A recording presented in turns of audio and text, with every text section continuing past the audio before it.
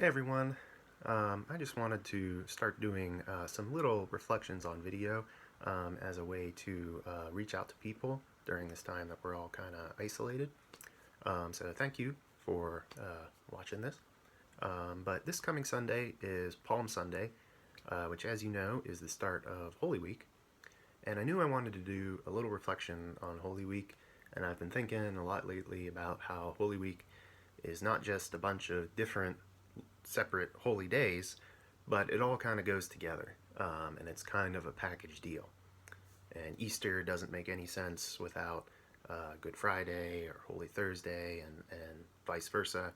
But then I started to really focus in on the character of St. Peter, and I started to wonder, what kind of week must this have been for him? I mean, just think about it. On Easter Monday, he must have been like, what the heck just happened? Last Sunday, we arrived in Jerusalem with Jesus, and everything was fine, and we thought things were going to go a certain way. And then on Holy Thursday, he gave us his body and his blood in the Eucharist. And then on Friday, he died. And yesterday, he rose from the dead. And everything about Peter's life had just changed in a week. And this isn't the way I planned on this video going, but I realized something like that has happened to us recently, hasn't it?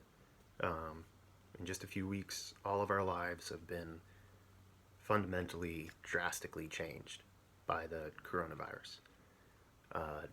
For some people, it's no school. For some people, it's no work or working from home, going out socially, right? Our lives are all different. And a few weeks ago, we couldn't even imagine our lives being like this. Our lives are different, and in a lot of ways, there's a lot of suffering. There's a lot of difficult times going on right now. There's a lot of positives too, but there's no denying it's a pretty difficult time. Well, Peter's Holy Week had a lot of suffering too. Not only did he suffer through knowing what happened to Jesus, but he was suffering through his own guilt and his own shame because he had abandoned Jesus and denied him in his time of need.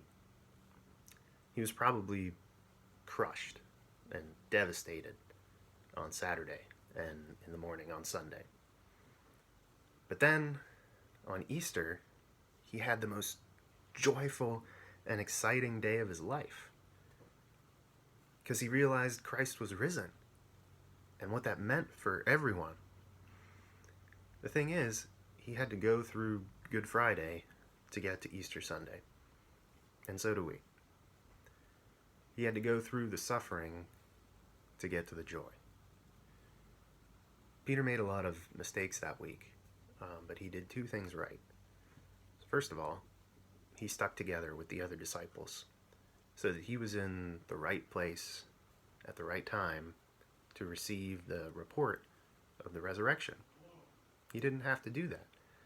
He could have despaired and run away and given up on the whole thing, but he didn't. We need to stick with the church at this time. And there's all kinds of ways to do that, right? Through the internet, through prayer. Maybe you can reach out and get in touch with somebody. But if we do that, then we'll be in the right place at the right time when this is all over and God calls us to do something. We'll be ready if we stick together with the church.